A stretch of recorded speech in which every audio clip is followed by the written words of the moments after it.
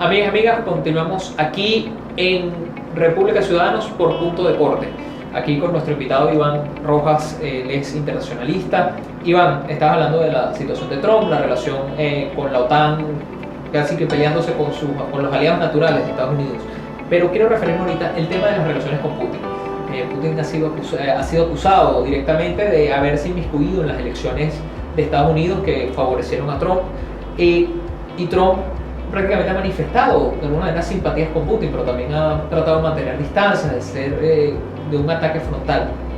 ¿Cómo se pueden ver estas relaciones a partir de la cumbre que van a tener en Finlandia en los próximos días? Bien, muchos expertos están de hecho bastante preocupados sobre esa cumbre, en el sentido de que Putin es un político muy avesado, muy experimentado. Él viene de la comunidad de inteligencia rusa en la época del final de la Unión Soviética, y es una persona que se ha notado y ha sido bastante claro. El presidente Trump siente mucha simpatía a nivel personal por el presidente Putin, que tenemos que recordar es un factor que influye en las relaciones internacionales. Por más que hablemos de institucionalidad, por más que hablemos de tejidos diplomáticos que hay entre diferentes estados, hay un factor también hay ciertos jefes de estado que se llevan mejor o peor entre ellos. Podemos decir el caso histórico de Bush con Gorbachev cuando estaba la caída del muro de Berlín, por ejemplo. O el propio Reagan, que en un momento dado fue bastante confrontacional, pero cuando trató de haber esa apertura, pudo llevarse bien con su contraparte.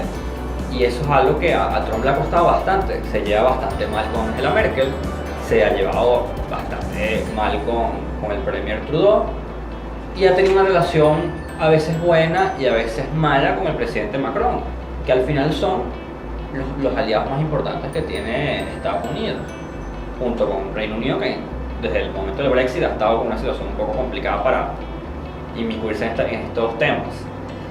Pero con el tema de Putin sobre todo es muy interesante que los republicanos en general, no solo Trump, han tenido muchos problemas en hilar una narrativa. ¿Por qué? La comunidad de inteligencia de Estados Unidos, es decir, la CIA, el FBI, la NSA y el resto de organizaciones que forman la comunidad de inteligencia, han dicho en términos nada ambiguos que Rusia trató de influir en las elecciones. Claro, Trump pasó un primer momento de negarlo, hasta que un momento en que no tenía ningún sentido, es decir, negando algo que personas que incluso seguían en sus puestos ratificados por ti estaban diciéndolo.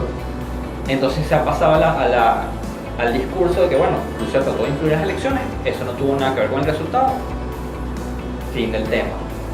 Pero eso ha generado mucho malestar en los demócratas, que tradicionalmente y curiosamente eran los que buscaban más acercamiento a Rusia en el sentido de ser menos confrontacionales. Los republicanos tradicionalmente eran más confrontacionales con Rusia, y en este periodo los papeles se han invertido. ¿Qué pasa con esto? Los republicanos, digamos, tradicionales que hay en el Senado, que vienen de una época más confrontacional con Rusia, como el señor McCain, como el senador Graham, han buscado bloquear de alguna manera que Trump tenga demasiada influencia en esas relaciones. Por eso es que el Senado, una de las pocas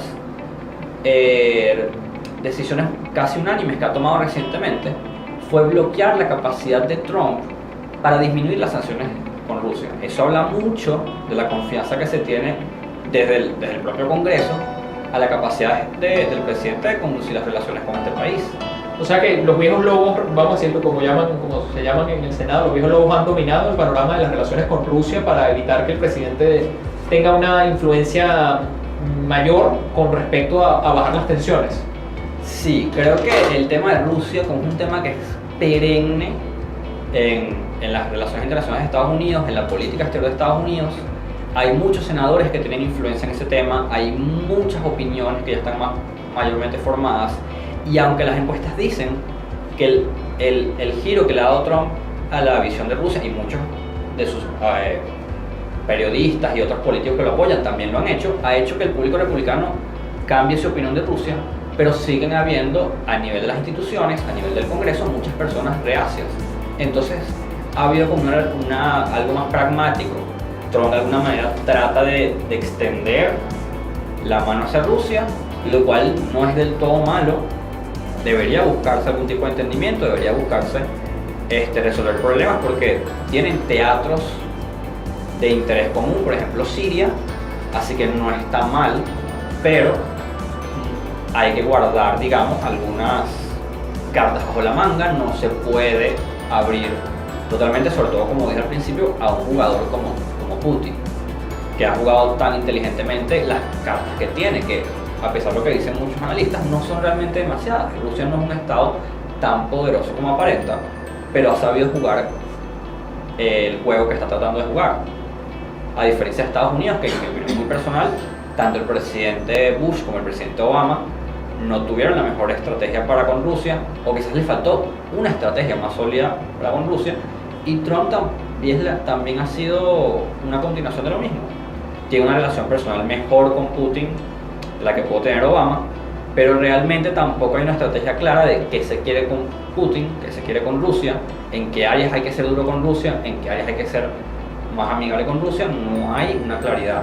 Y bueno, ya pasando el tema de Trump y pasando a las relaciones Latinoamérica, algunos analistas establecían ahorita que Latinoamérica ha pasado por una campaña electoral para aprovechar esta parte y continuar en la siguiente, que Latinoamérica, la influencia de Trump en Latinoamérica y sobre todo con las campañas ha sido algo evidente, y lo ponen sobre todo el caso de México. Dicen que a pesar de que Andrés Manuel López Obrador se le atacó el tema del caso venezolano, como hicieron con Petro en Colombia, pero que el miedo no era tanto Venezuela sino Trump, y por eso es que López Obrador gana. ¿Qué puede decirse ahí el caso mexicano? Bueno, hay opiniones bastante encontradas sobre la influencia que pudo tener Estados Unidos en la elección de México. Yo soy de la consideración de que no fue tanta como la gente está diciendo, que bueno, tenían a Trump en la derecha, entonces eligieron a Obrador en la izquierda, que para mí principalmente ese debate de derecha-izquierda es bastante vacío, y sobre todo porque los mexicanos tienen, igual que pasa, me parece similar al caso de Irán, tienen una identidad política bastante arraigada, bastante profunda, no son susceptibles a modelos extranjeros. Entonces uno puede decir, no, es que López Obrador es la izquierda, el Foro de Sao Paulo, pero no, la izquierda mexicana tiene una tradición muy larga de bastante pragmatismo, de poca ortodoxia, de no verse tan influenciada por Cuba como por ejemplo lo fue la izquierda comunista en Venezuela por muchos años y en otros países. Entonces no lo veo tan claro que haya sido un problema ideológico, es más bien un problema interno. Se veía ya no tanto en la llamada dictadura del PRI, como le llamaban algunos oponentes, sino ahora AMLO logró hacer un buen discurso con el tema de, bueno, ahora es una dictadura bipartidista, y supo hacer esa narrativa, supo enfocarse en el tema de la corrupción, que muchos mexicanos los tiene bastante descontentos, el tema de la violencia, el tema de la poca responsividad que tiene el gobierno en muchas áreas periféricas.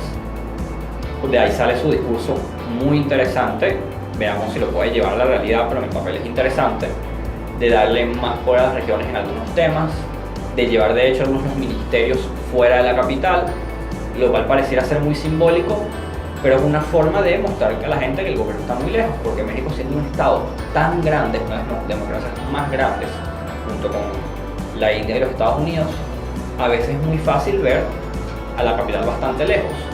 Y agarrándose de ese tipo de descontentos, ese tipo de cortocircuitos que hay entre la élite gobernante y la sociedad mexicana, bueno, AMLO fue ganando enteros. Yo lo veo como un problema interno y una situación muy mexicana.